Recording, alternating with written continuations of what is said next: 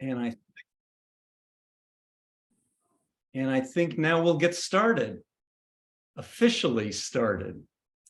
Welcome. Thank you all for participating in today's Ecology Center live legislative briefing. I'm Mike Garfield, director of the Ecology Center. I'm your host tonight. After my brief introduction, we'll hear from Alexis Blisman and Senator Sue Shink, and then we'll have time for questions and discussion, and we're planning to wrap things up by 6:30 p.m. Eastern Time. Everyone, all attendees are in listen-only mode today. If at any time during the session you have a question or comment, please use the Q&A box to share it. After the presentations, I'll read out questions for Alexis and Senator Shink in the comments. This program is being recorded and it will be available soon. Before this year, it had been nearly 40 years since Democrats controlled Michigan's House of Representatives, Senate, and governor's office. With the new political landscape, there have been sky-high expectations for what our state can do to address the climate crisis, environmental justice, toxic pollution, and a slew of other issues. We're near the midpoint of year one of that new political landscape, so it's a perfect time to take stock about what's happened to date and where we're going. We've also just recently experienced Michigan's first serious bout with climate wildfire smoke, which is frightening enough when you read about it happening in the Western United States. But when our skies grow hazy and orange too, well, if that's not a wake-up call, then I don't know what is. I am truly looking forward to hearing the latest about climate and clean energy legislation, and I hope you are too. I'm going to introduce Alexis Blisman. She'll have a few words to say, and then she'll introduce Senator Sue Shink. So for the past 12 years, Alexis Blisman has been fighting the good fight as the Ecology Center's legislative and policy director, working the halls of Michigan's state capitol and the rate cases of the Public Service Commission, fighting for protective environmental and public health laws and regulations, and until recently, mostly fighting to stop backsliding. For those of you who live in Washtenaw County, I should also note Alexis ran the wildly successful ballot campaign almost a decade ago to expand transit service in Ann Arbor and Ypsilanti. And before she moved back to Michigan and started work at the Ecology Center, she'd worked as an attorney and as the executive director of Equality New Mexico, a civil rights organization.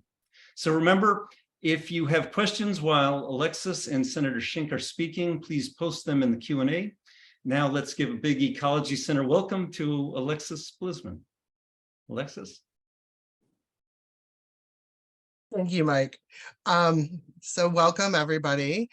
Ecology Center works across a number of issues, and I know we've had several Ecology Center lives talking about various things such as ending lead poisoning and dealing with PFAS contamination. Most of my work is focused on the climate and energy space, and so that's what I'm going to talk a little bit about today before I introduce Senator Shink. As Mike said, a lot of our work in the last several years has been trying to stop backsliding, but we also knew that there was still progress that had to be made. And so we started looking for other spaces where we can make that progress. And we stopped doing some of the legislative work, or at least not as aggressively, and focused our climate and energy work predominantly at the Michigan Public Service Commission. With our partners, we've intervened in utility cases against Consumers Energy and DTE. We've been active in, I don't know how many, I think at least 10 to 15 cases over the last several years, but focused on integrated resource planning, which is how utilities really plan out how they're going to do their electric generation over the next 5, 10, 15 years. And our work there is focused on closing coal plants sooner, making sure that there's additional investment in energy efficiency or energy waste reduction, and trying to bring equity into all of this planning. We've also been intervened in the rate cases. Energy affordability has been a critical piece of my work. And so, we've successfully managed to not stop rate increases, but beat back some of the really exorbitant requests that the utilities have made. Of course, those rate cases keep coming. There's another one pending for DTE that we're intervened in right now, and another one for consumers. And then finally, a lot of work has been done in the energy waste reduction cases. And for that, most of my work is focused around expanding energy efficiency in low-income households with carve-outs for both single family and multifamily. And we've been also really successful in establishing a health and safety pilot program within those energy waste reduction programs that address issues in people's homes that prevent energy efficiency and weatherization from being done, such as a leaky roof or bad wiring or mold infiltration, all of those kinds of things. And those programs have been so successful that now every regulated utility has expanded to include health and safety pilots. So it's not that we haven't made progress, but we also recognize that there's a limit to what we can do at these cases. Legislative changes need to be made. We have an amazing Public Service Commission that really wants to take action on health, on equity, on affordability, but they're pretty limited by what the law allows them to really undertake. And so, we knew that at some point we'd have to get back to really pursuing aggressive legislation. In the meantime, we've also worked with different agencies. Charles Griffith, who is my colleague in the climate and energy space, worked a lot on the transportation side of the governor's Michigan Healthy Climate Plan. And I did some work on the building side, trying to, again, get more investment into housing to make it more sustainable, healthier, and more energy efficient. So that brings us to, as Mike said, 40 years in the making. We now have a Democratic trifecta in the Michigan legislature.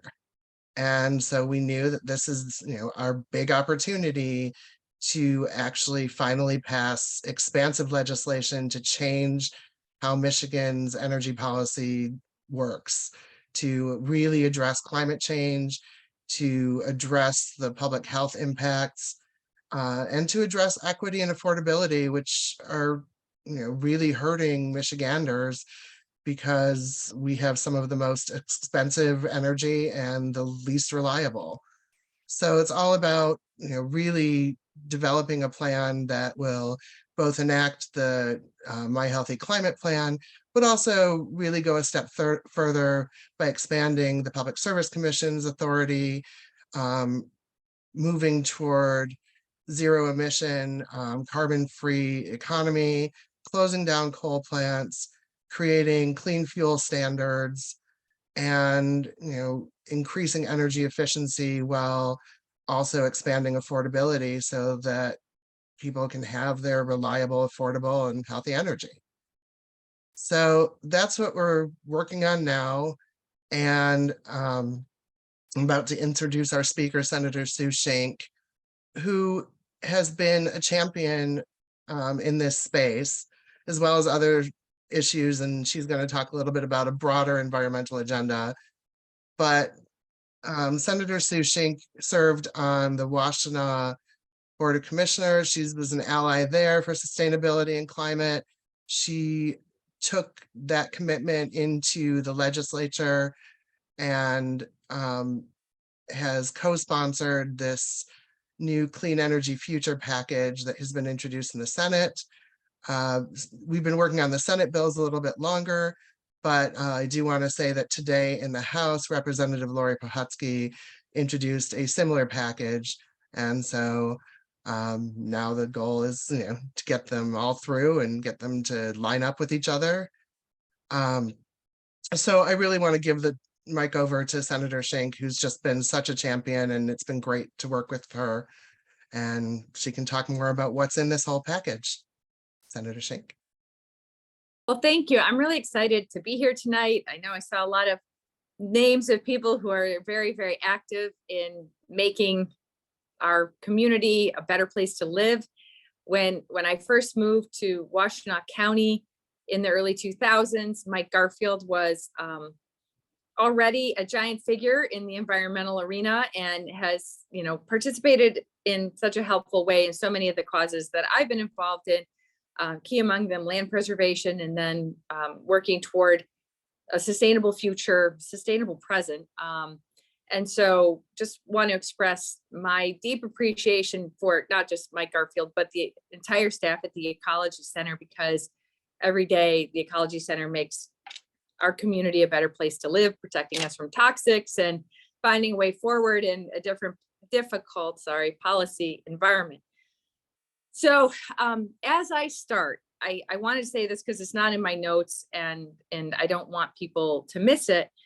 Next week, the 22nd, from 1:30 to 2:30, and you can get access to this on Senate TV, but I don't have the link handy.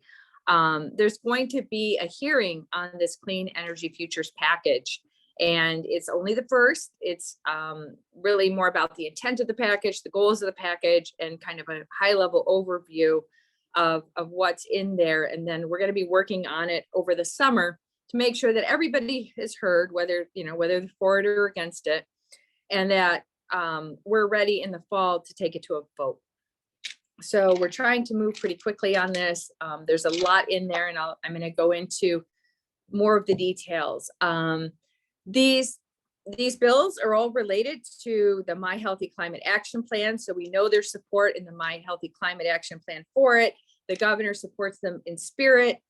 We've already had some preliminary conversations with stakeholders. I've got a stack of comments like that thick that I've got to try to incorporate or reject into all of the bills. So we're looking at a bill package.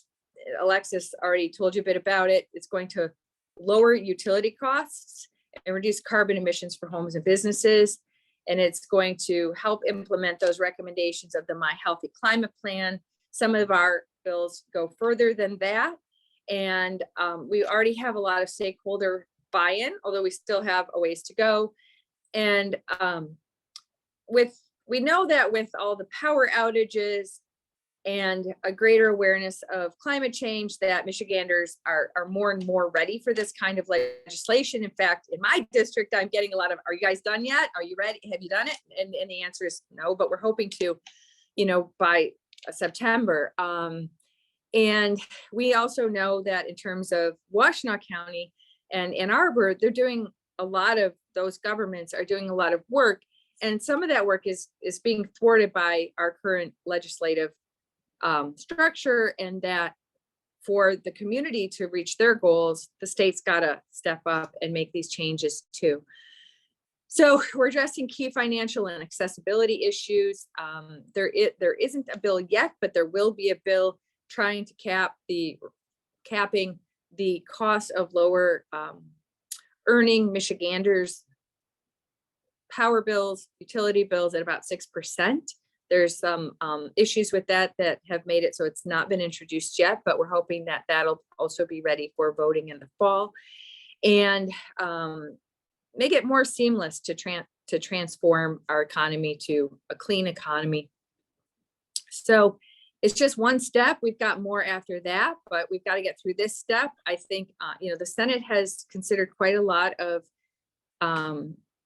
environmental bills, no stricter than federal. We're trying to strike down, and we've got some different bills to increase the PACE program in Michigan, but this is really our centerpiece.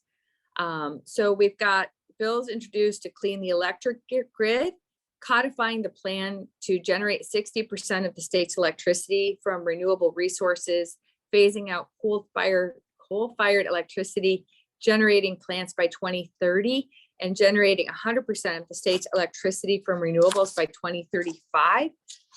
We believe that consumers is pretty well on that path. Not all of our utilities are quite as far along.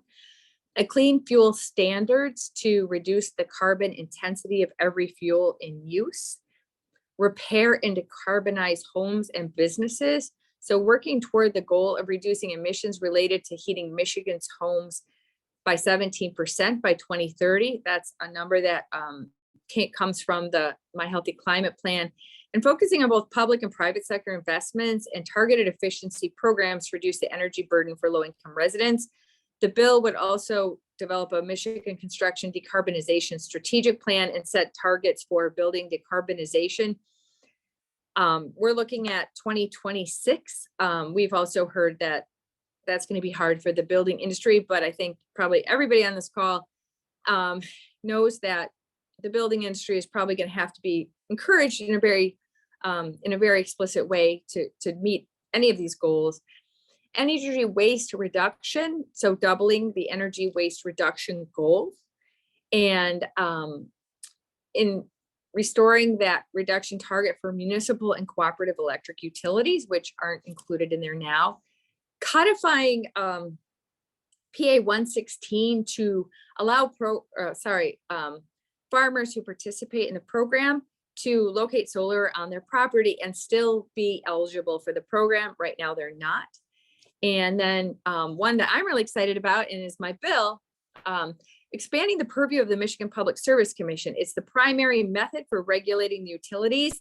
And what happens is, when I was a Washtenaw County Commissioner, Washtenaw County was advocating at the MPSC along lines for reliability and affordability and more climate considerations, but the MPSC isn't explicitly allowed to regulate on those bases. It's mostly quantity and price. So we're going to be very explicit about prioritizing climate, health equity, and affordability and reliability, which they do have some purview over, but we're just trying to make it more obvious and require them to push the utilities faster in becoming more reliable. I mean, I'm sure most of you know about the power surges in Water Hill neighborhood and how devastating they are to some of the homeowners who might be on here tonight. I know we heard from one homeowner, $35,000 worth of damage. It's outrageous. And that's not the only time this stuff happens. So we're also working on some other bills that aren't introduced yet, promoting and supporting electric vehicles, protecting access to clean water, addressing environmental justice issues. Actually, today we just passed one out of the Senate to make sure that fines from air quality violators are going back to the communities instead of just going into the general fund. And so that's pretty exciting. 70% of the fines would go back to the communities so that they could then take action themselves. Holding polluter accountable. Jeff Irwin and Jason Morgan have been working on polluter pay legislation, and I absolutely support it. And then investing in renewable energy resources to bring good paying jobs to Michigan, ensuring that our energy grid is reliable, that new construction on roads and bridges can withstand severe weather and other climate resiliency changes. And I want to make it really clear that as we're working through this, we're really cognizant of the fact that some of these shifts are going to change people's jobs, and people worry about that. And so we've been working with labor, and we'll work with labor going forward as we develop these bills to make sure that we have standards in there so that these jobs are good paying jobs, they're proper safety protections, and that people aren't just displaced and left to fend for themselves, but that we have a mechanism for people to retrain for this new economy. And already there's some allocations in the governor's recommendation for the budget to make sure that we're funding retraining programs, but we're going to make sure that people are taken care of, because really people are one of our greatest resources. So I've got more to say, but I think it's probably good to open it up for questions. But before I do, I want to talk a little bit about some of the other things that I've been working on. I am very concerned about some aggregate siting bills that have been introduced in the House. They basically take away all local control over siting. local siting has always been basically the way that these mines have been regulated in terms of their placement in my district. These mines can be very disruptive. I know of one neighborhood where people have lost access to clean water because the mine punched through the aquifer. In other places, people are struggling with excessive dust, and the mines being located right up next to their homes. And so I'm very concerned about them as written. We've heard a lot from constituents. I'm also working to increase preservation of Michigan special places, especially in underserved communities. You may have heard about America the Beautiful. It's something that's supported in the My Healthy Climate Action Plan. And we're, the goal for that is 30% of the state's land being conserved. We're at 20%, which is really impressive, but that leaves 10% more. And we know that there are a lot of communities that really don't have enough open spaces. In Washtenaw County, we've done a great job of preserving open spaces. That's not true everywhere. And then we've heard from the tribes that they would like more communication and collaboration in developing laws. And it's required under their treaty rights, but not really happening. And so want to work on creating a stronger relationship there, which is it is actually supposed to be a formal process of consultation, but isn't actually treated like that most of the time here. Of course, supporting not just polluter pay, but other laws to increase our quality of our environment, including oil and gas, so that we are more protective, supporting sustainable ag, supporting non-motorized and public transportation. And I need to add one thing. I know there are some concerns about the mention of nuclear in these bills. I've been reassured, and we need to make sure it's in the language when these bills are complete, that it does not include building new nuclear power plants of any size, although there are a lot of people advocating for these small package plants. It includes continuing our operating nuclear facilities, and I will be watching out for that because I'm very concerned about some of the environmental and also financial costs of nuclear in Michigan. And so with that, I think it might make sense to open it up for some questions, and that'll keep the conversation going. And thank you so much for having me. I really appreciate it. Thank you, Senator. Yeah, before we go to questions, I do want to say that, while we're going to be doing all of this legislative work, the cases at the MPSC are continuing as well. And there are opportunities to get involved, and will be opportunities to get involved all along the way. We'll be sending out some notices about submitting comments on some of the cases, particularly the rate cases. And then this summer, after this first hearing, and we see what some of the edits to the bills look like, we'll be sending you some more information to, ensure that if you are at all able, to talk to your representatives and talk to your senators this summer, because we do want to move this early in the fall and they need to hear from constituents. So Mike, I'll turn it over to you to moderate question and answer. Thanks, Alexis. And thank you, Senator Shink. It's a pleasure. It's a pleasure getting the update. I want to ask everybody, if you've got a question for either Senator Shink or Alexis, please type it into the Q&A, and I'll relate it. I'll relate it out to the right person. While people are doing that, I just wanted to kick things off with a big picture question for you, Senator Shink. I mean, I've known you for more than 20 years, and I know how passionate you are about these issues and how much of a supporter you are. And you've been in public office at the county level for a number of years, but you're new to the Senate and to the state legislature, and now it's been almost 6 months. I'm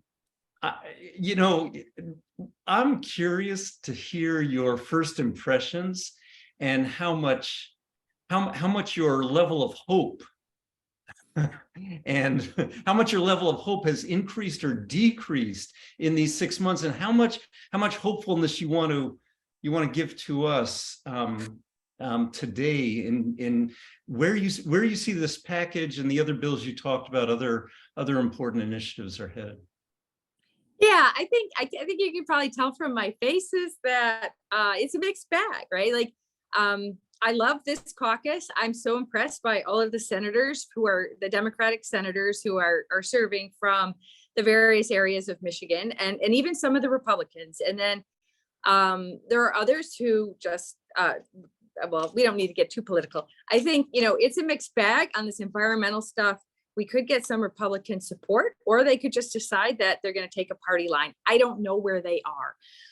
I do know that Senator McBroom from the UP, he's a co-sponsor, he's sponsoring with Jeff Irwin, the community solar bills, which I think will be really helpful to communities that are like ours, engaged and are really excited about going solar. And so I think those things will pass. I would say also it's 6 months and we've been nibbling around the edges of environmental legislation.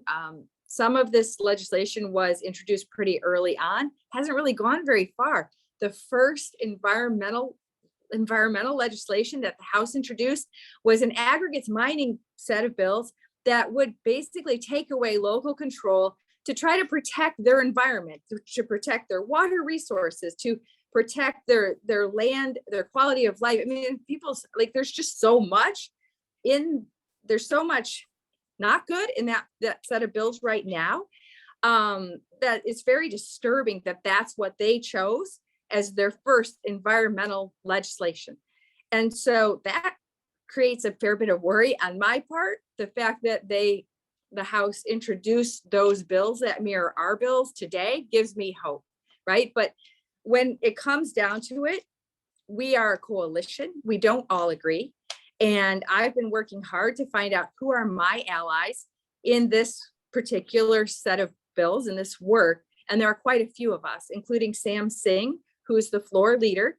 And I believe that our Senate Democratic Majority Leader, Winnie Brinks, is a strong supporter of these bills. So I have a lot of hope, but I've always been a big fan of trust but verify. We're going to move forward with these bills, but we also need to keep working on building that support and that outside pressure from organizations like the Ecology Center and LCV and a whole bunch of other ones that I should be saying and just not right now.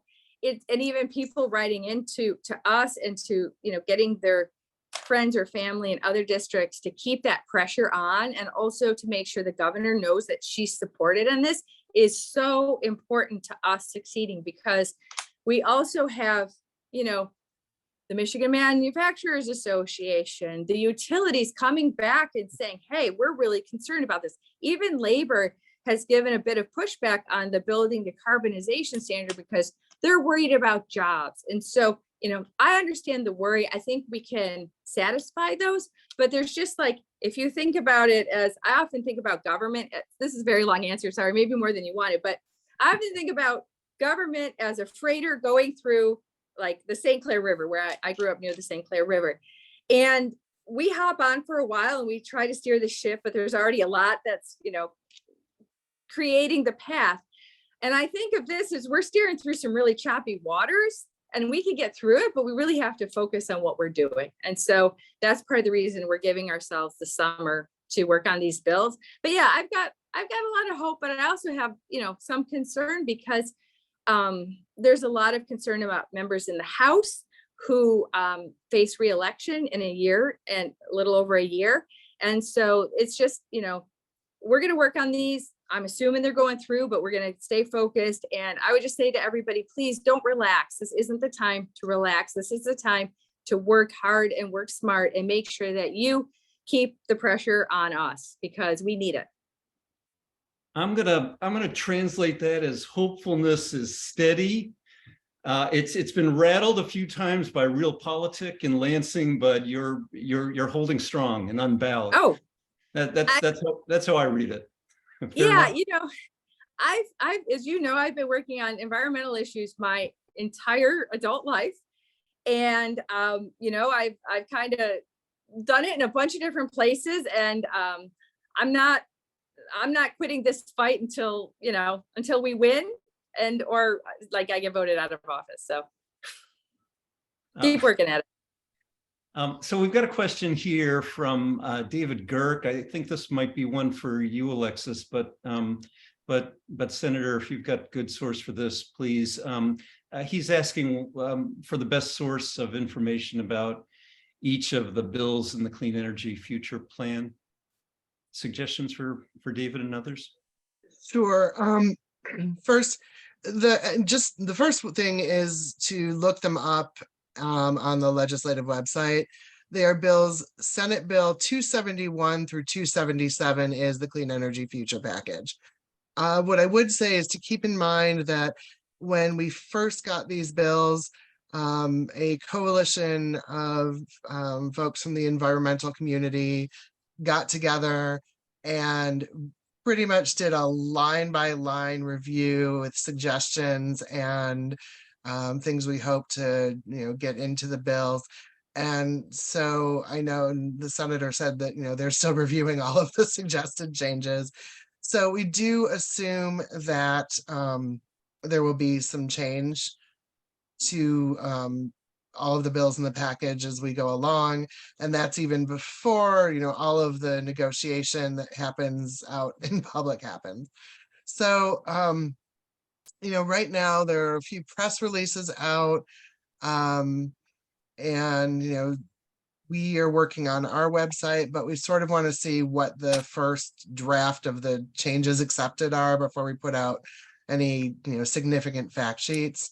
But we will have them available for folks as this goes on. And if people are interested down the road, when we get closer to the fall and we know a little bit more about how this is going to go, we're happy to do another one of these, mostly as a question and answer to sort of see where we are.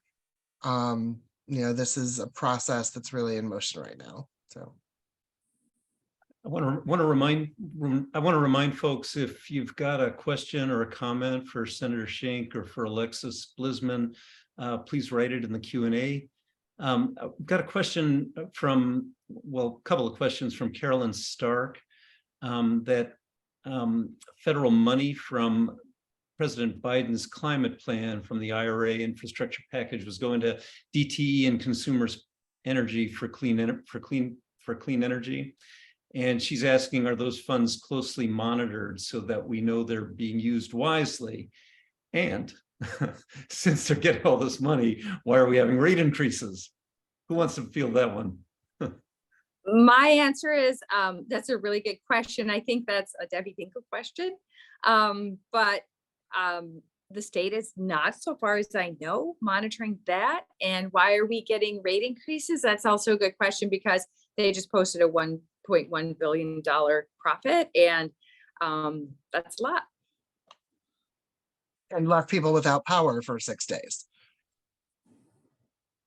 And they just got a rate increase a few months ago. So yes, that is a really good question. And one of the things that I hope that we will be able to pursue in this legislative cycle is something that prevents them from coming back every 2 months. When they don't get the rate increase that they requested in the first place, they don't get to come back 2 months later.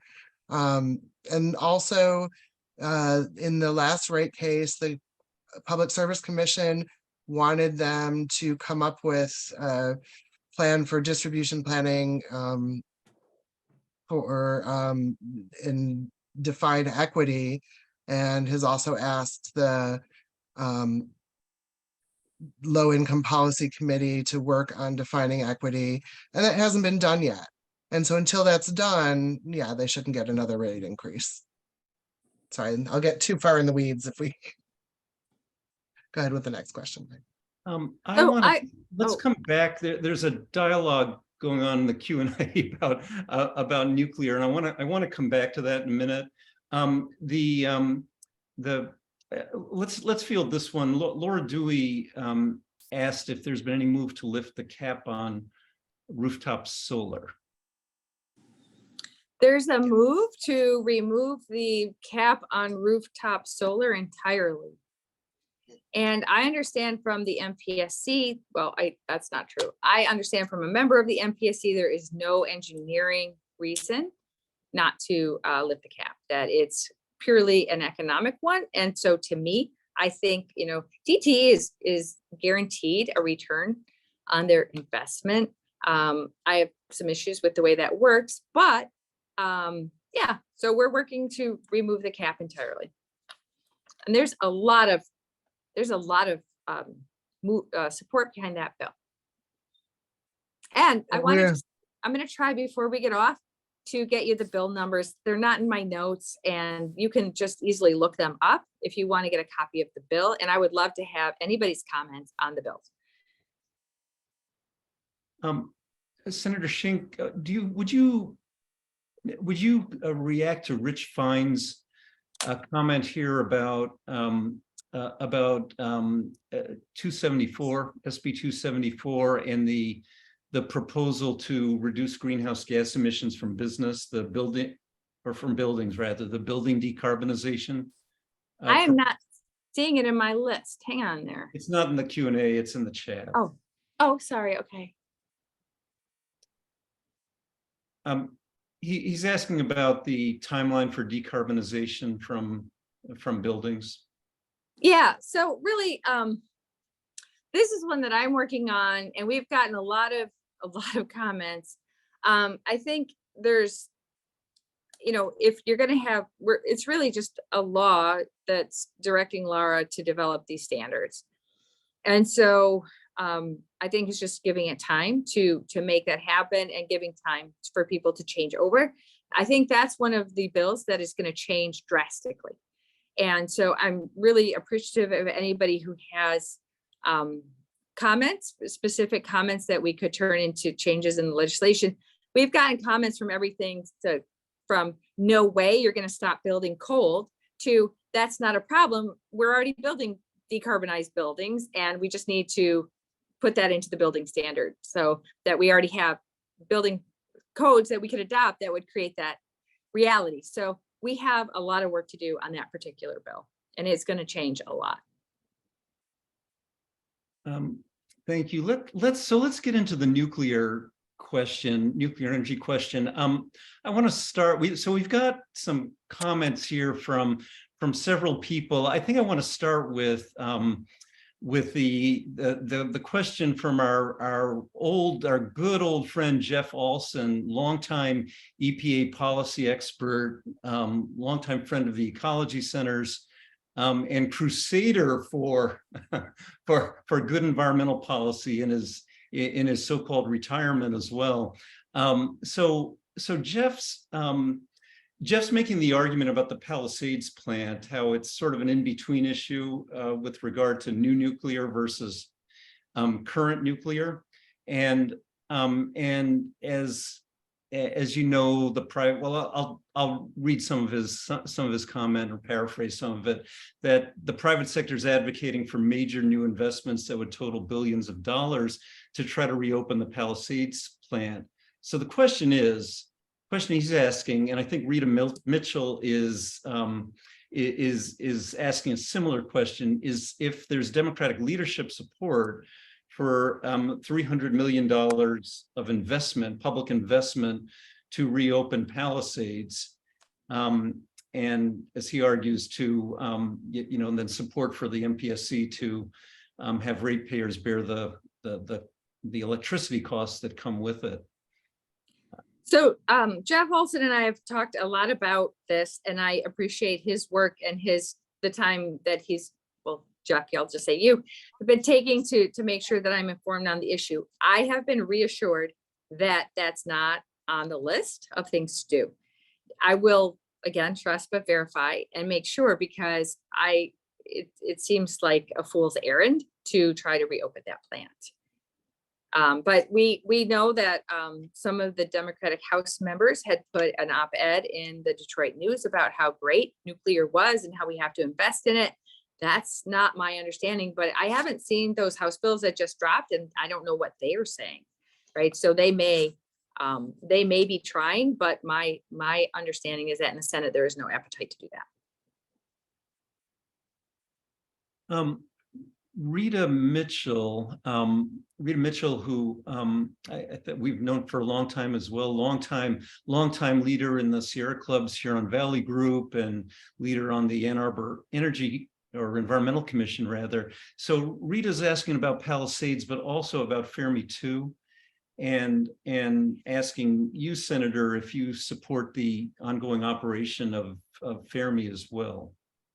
So I haven't taken a position on that. As a personal matter, I am against nuclear power. I think it's really dangerous. And I think that in spite of its carbon-free status, it has enough other problems that it's not a safe way to generate power. But in terms of trying to negotiate a bill that that might be hard to negotiate, I'm going to keep my position open on the continuing operation of those nuclear plants, because it might be necessary to getting the whole thing done. And finally on this area, Ethel Rivera is asking about a rumored nuclear caucus in the legislature. There is, well, I don't know that there is one. I shouldn't say that. There might be one. There's a defense caucus, and I don't know that that's the nuclear caucus. If there is a nuclear caucus, I have not been invited to join it. And I will check it out, because if there is a nuclear caucus, I think I should join it to understand what they're saying, and make sure that it's not something that just kind of like, okay, we'll just use the word blows up on us. You know, people get ideas, and I will say there's a lot of action around these like little nuclear plants that you would just put, I don't know, sort of randomly places. And I have a real concern about those, because to me, they seem like, you know, like literally ticking time bombs. I guess, I don't know. I mean, I guess everybody my age grew up during the same era, but whether they were cognizant of the fact, like we had multiple nuclear power plant meltdowns that exposed us to unacceptable radiation on, you know, a fairly regular basis. I just, you know, I want people to know I'm not a fan of nuclear, and to the extent that I can help us phase out, but there's a lot of pressure right now. People should know that. And so, you know, it's an important message to make sure legislators get that you don't like it. The nuclear caucus was started in the House by the two representatives who signed on to that op-ed. Chair Helena Scott of the House Energy Committee is on that, as well as some outside advocates. I'm not sure if senators have joined it yet, or if it's even been open to senators. The only list I got were House and some advocates. So, but I would probably contact Representative Scott. Okay, thank you. Sure. Well, let's move to some other issues here too. So David Girk is asking how citizen climate activists and activist groups should best direct their efforts to work toward passage of the package, and whether we should target legislators on the fence. Alexis, do you want to field that one, or Senator? Sure. The first thing is obviously talk to your own legislator and find out where they stand. You know, we are in the process working, like I said, in, you know, broad coalition of talking to legislators. I'm going to be doing a lot of meetings this summer, but all of our partners are doing meetings. In the meantime, we're also working on developing very quickly a, you know, field strategy for this summer, targeting those legislators that we know are on the fence, that we know are difficult, that we know are, you know, inclined to side with utilities a lot more. And so we will be putting out action alerts this summer, and things that you can join. But the first step is definitely talk to your own rep and senator and see where they stand. And if there's a champion out there, ask them as well about who else should I be talking to. But legislators definitely listen more to those who live in their district. And I'll just say, if I or Jeff Irwin are your senators, we want to hear from you. We also are trying to push people further than they might want to go. And we have, the support of our community behind us, which is awesome. I can give you the bill numbers now. They're Senate bills 271 through 277. You can get copies of those probably just by Googling Senate Bill 271, Michigan State Legislature. It's the 102nd legislature. And then if you want to give me, comments, if you can just tell me what line you're talking about, it would be helpful, or we can talk. I'll be in district a lot this summer, happy to sit down with people.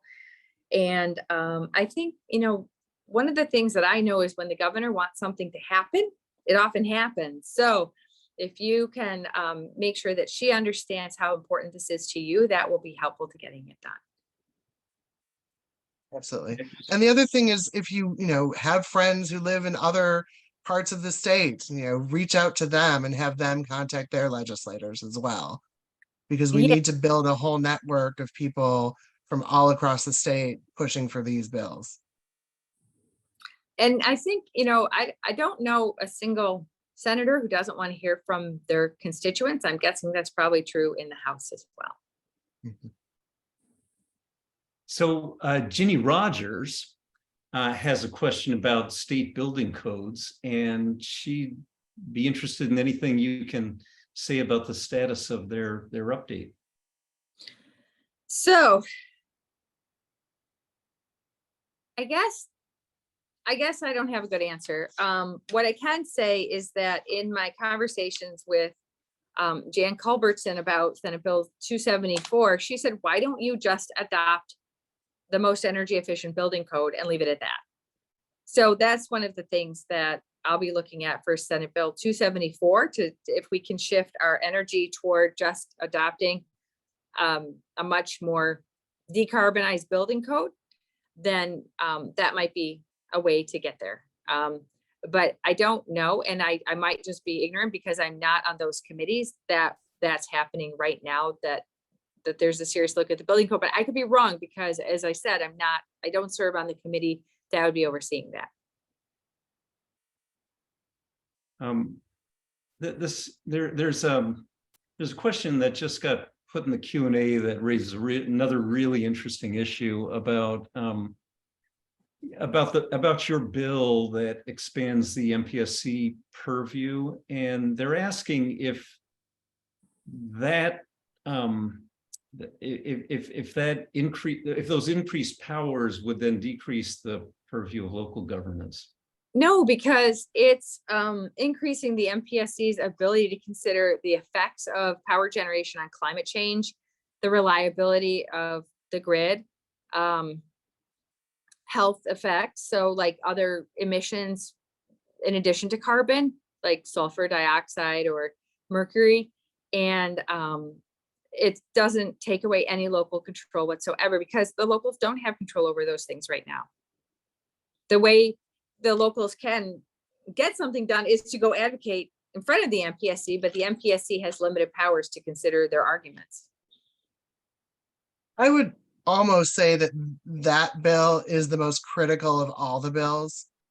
If we could only get one thing done, that would be the most important, because it really expands what the MPSC can actually look at when deciding these cases, when deciding what they will allow utilities, what types of fuels they'll use to generate energy.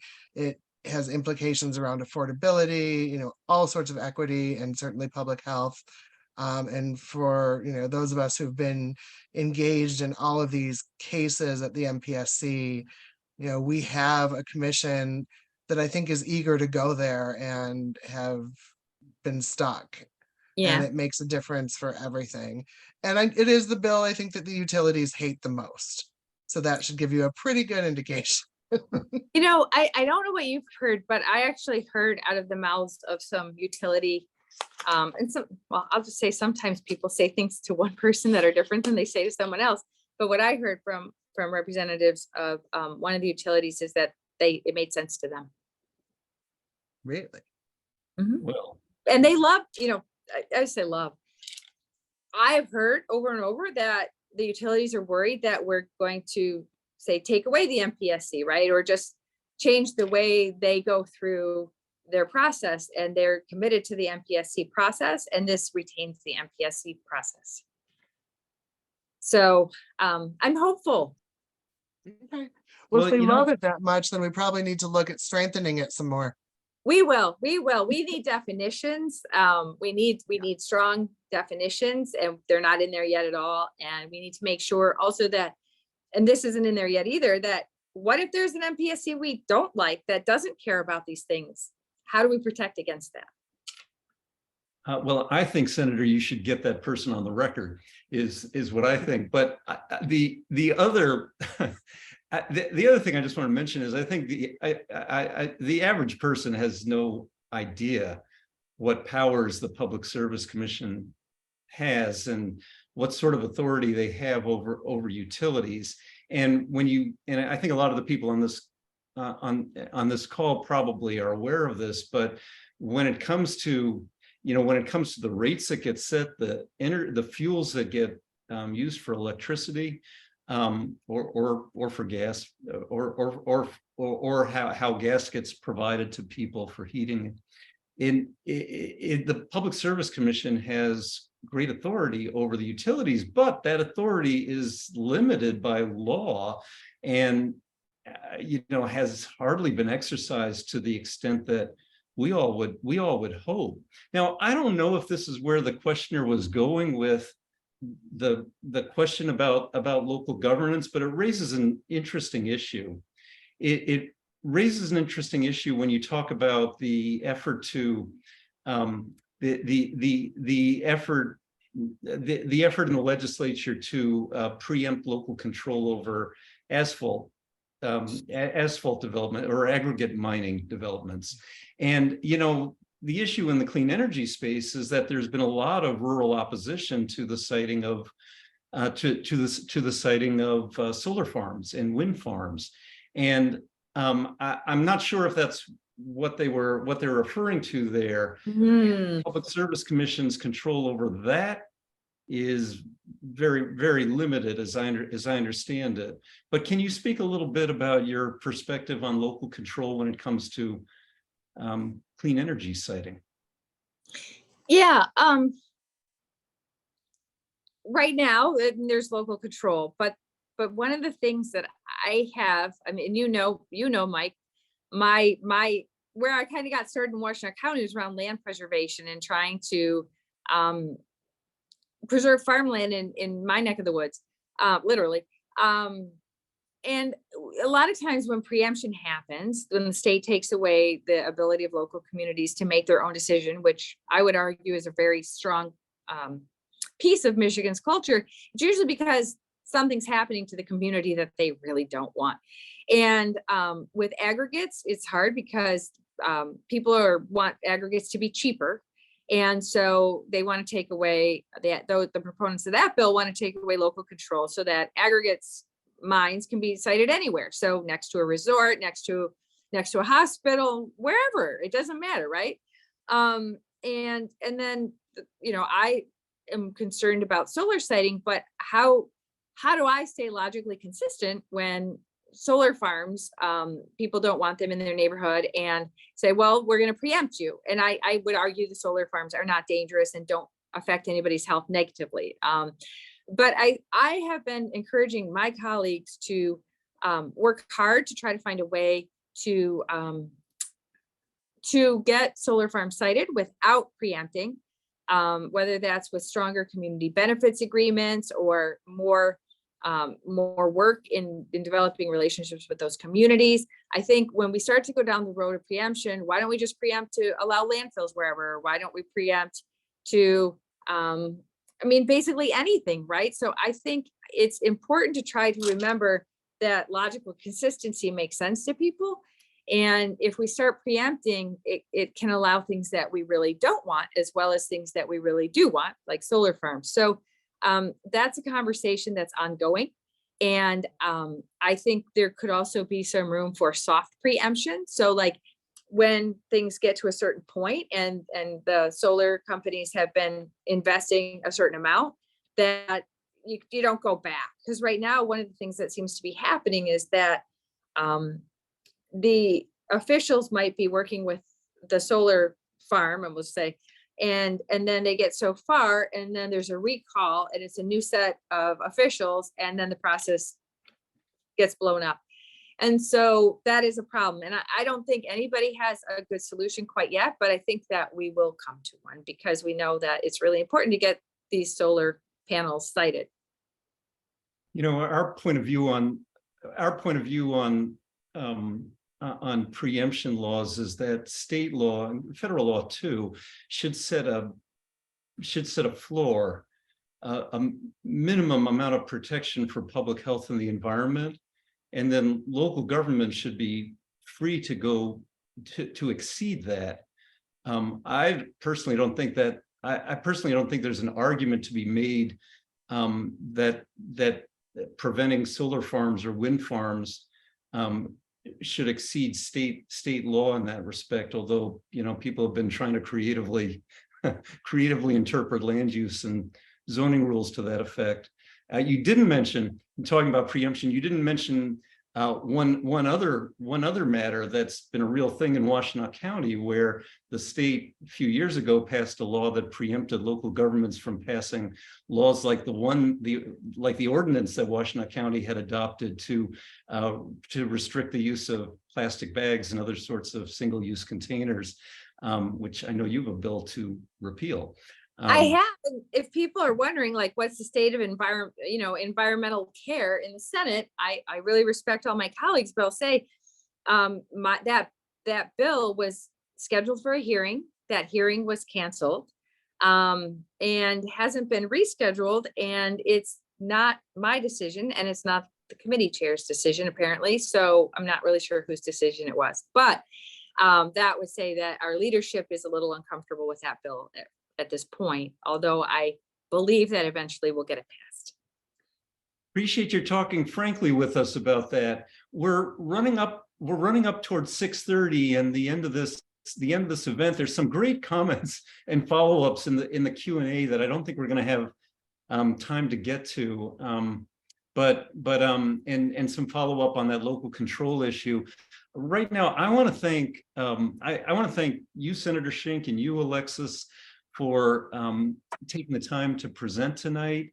I really appreciate everybody for joining us tonight and being part of this. I hope you found it interesting, maybe even inspiring, very hopeful, and that your hopefulness level has not been diminished at all. I hope it's been raised significantly and significantly through this last hour, and that you're motivated to get involved. I want to also say that if you feel inspired today or motivated and you want to support the work that we do here at the Ecology Center, you can make a donation online through our website at ecocenter.org.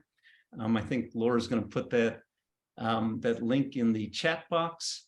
You can make a monthly donation. A $10 or $20 monthly donation can make a huge difference, and you can do that in just a couple of minutes. Again, thanks everybody for joining the event. Thank you all for your generous support of the Ecology Center. And we will see you at the next Ecology Center Alive, whether it's online or in person. Yes, last comment. Can I just add, I put my phone number in the chat, 734-709-6223. Texting me is the fastest and easy way to get in touch with me. And it might take a week or two, but I'll get back to you too. Not every senator is going to give you that their phone number. So yeah, well, the people on this call are awesome. So I'm happy to do it. Thank you. Thank you. And I think I did agree in the middle of this to do another one of these in the early fall as this stuff moves forward. And I'd be happy to do that because I know there are going to be further questions and further edits and substitutes and amendments. And we want to make sure we get the best, strongest, bills we can get through possibly. And if we do it again, when we do it again, I can get the bills to you ahead of time so that everybody can have access to them if they want to see them first. I think that would be pretty helpful too. So does that mean you're agreeing to do it with me again? Yeah, absolutely. Yay. You guys are great partners. I'm excited about this. I couldn't do it without you. Thank you. Thank you, Senator. Thank you, everybody. Thanks. Have a good night. Good night, everyone.